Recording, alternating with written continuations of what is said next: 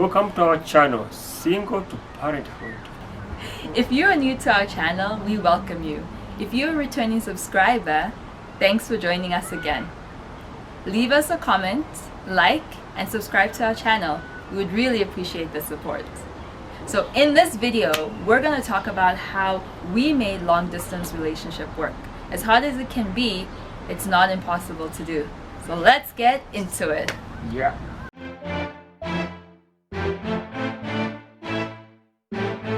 Some of you may not know this, but Richard and I started our relationship as a long-distance relationship. That's true. I was in Boston in the States and Richard was here in Edmonton, Canada. And so I was very skeptical about if this long-distance relationship could actually work based on the distance, based on time. You know, I thought it was going to be an uphill battle to climb. But sometimes you can't help who you love. So in that case, you just got to do what you can to make it work. And so we had a few tips and things that we did that made our long-distance relationship work. Yeah. And you know what? One thing we did was communication. We communicated a lot. Like I was sending her a text, asking her how she was. I call her often to make sure that at least we keep in touch. Like, because there's a time she had to travel to Africa. And I had to make sure that, you know what, I have to keep communicating with her. Like, I'd buy some calling card, I had to add in a plan to my phone so that I'm able to communicate her wherever she is. So we communicate via texting, video call, and also just audio call, you know. It's like your relationship, you can even just record a video, just a clip and send it to someone. It helps a lot. It helped us so much that we kept on communicating as if we were close. She was far away, but due to communication, it seems as if we just Closes the gap, yeah, right? Yeah. Closes the gap. At least we just seeing each other every time. And when we did like a video call, it helped us a lot. It even bonded us together, build that bond between us.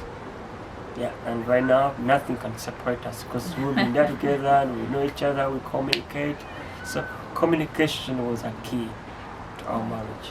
Exactly. We were in a long-distance relationship for about 2 years, right? So we made it consistent that consistently we would talk every day.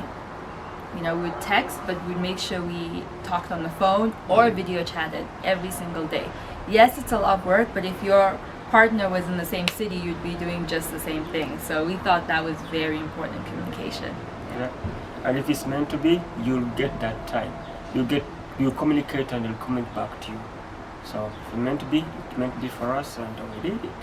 Another thing we forgot to add is that during our video chat calls, we would have dates. We'd plan dates virtually online, right? So we'd each have a similar themed dish, whether it be, I don't know, ribs and fries or ribs and mashed potato or something like that.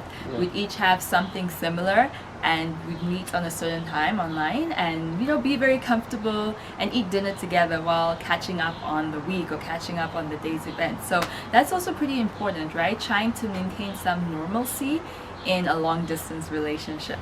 Another thing that helped us was setting our intention right in the beginning. Where did we see the trajectory of our relationship going, right? You have to be on the same page of the book. I can't be on chapter 1 and Richard's on chapter 10. Then you're not in sync, right? So you have to find the intention of your relationship, right? And we had decided soon after talking to each other and knowing that we had potential, we saw potential in each other, to decide, okay, we actually want to make this work. So let's put our effort and our focus on this relationship. So I think it's very vital to make that clear and be on the same page. Otherwise, if we're on different pages, I might be the only one in the relationship and he's in other relationships, who knows? But if you make your intention clear, then both of you are good to go. Another thing that helped us was consistency. You gotta be open to your spouse. If you're meant to communicate every day or you're talking to her every day, please just talk to her. In case you're having a bad day, let her know, I'm having a bad day today. I want to be able to communicate, so work today, I'm so tired, or I won't be able to communicate. But just give her a reason why not. Don't just cut off communication. Don't just, oh no, she won't know. No, she won't know. Yeah, don't ghost yeah. the person. Yeah, don't, you know, she's not an angel. She's gonna know what I'm thinking now, how I'm feeling. You know, it's better to open up. You know what? You tell her. I always tell her, you know what? I had a bad day today, and I'm not in the middle of talking, or I had a bad day, but let me tell you why my day was bad. I shared that idea with her, and then we talk together, talk over it, and yeah. So don't be cold, and don't just keep it distance away. So, as Richard said, it's not good to be hot and cold in a relationship. So, in a relationship, you have to be consistent. If you want to be with that person, make it work through the rain, through the snow, through the sunshine, through the thunderstorms, right? You got to be there at their worst. You got to be there at their best, right? So, it can't be, I'll be there when things are good, and then I'll leave when things are bad. No, you got to be consistent. And that's one thing we did with each other, right? There's some days where I had an off day and, you know, I wasn't showing my best, but Richard stuck with me, and vice versa, right? So consistency is always key in a relationship. Another thing that we implemented in our relationship was no roaming or wandering eyes. So what I mean by that is that if you're committed to that person and you're long distance, yes, the person, there's no one there to police you. The person isn't there to make sure that you're being faithful. But if you want the relationship to work, then you have to be honest with yourself and honest with your partner, and make sure that you are only focused on your relationship. Yes, some other person might come and tempt you and you talk to you, flirt with you, but you got to remember, you're in a relationship. My partner may not be in the same city or the same country, but I'm still in a relationship, and you have to treat it as such, right? You have to treat it as if your boyfriend was in that same city or your girlfriend was in that same city. So how we made it work is that we weren't looking at other people. No, we were content and happy with the relationship we had.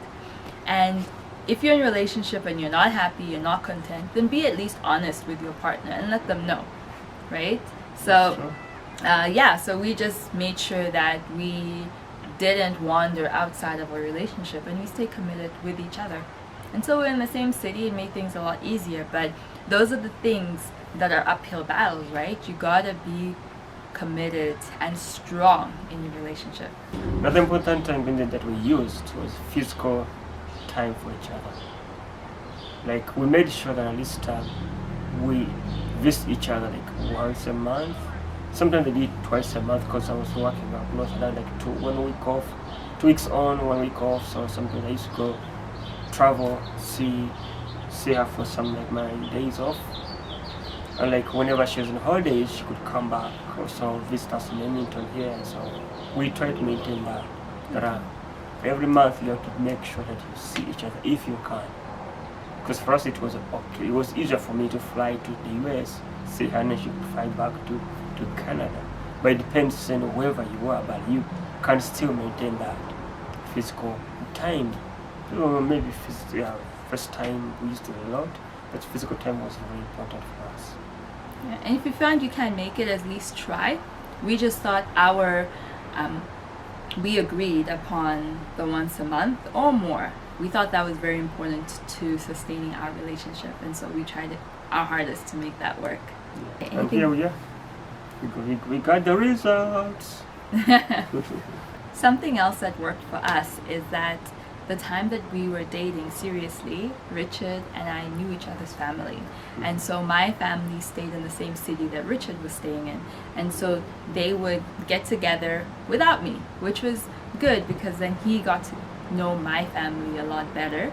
And it just kept our relationship building and getting stronger, right? Because for me and for Richard, it's important that we get along with each other's family, right? Because in the future, if you're intending to marry somebody, you want to get along with their family, right? Because their family becomes your family. So that was really important for us, is that we got to he got to be a part of my family and I got to be a part of his family even before we got married. Yeah. Those are little ways that you can, implement in your long distance relationship to make it work.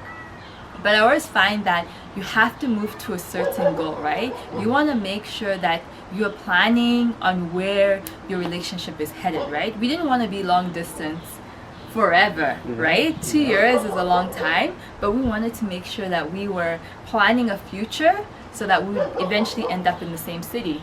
And so our planning paid off, and we were in the same city. Yeah, and it was 2 years, but it seems as if it was even shorter because we were seeing each other every month. So Yeah, yeah, it was quicker. exactly. And you can hear the dog in the background agreeing with everything we say. Yeah. Thank you for watching our video. Subscribe, like, and comment. Stay blessed.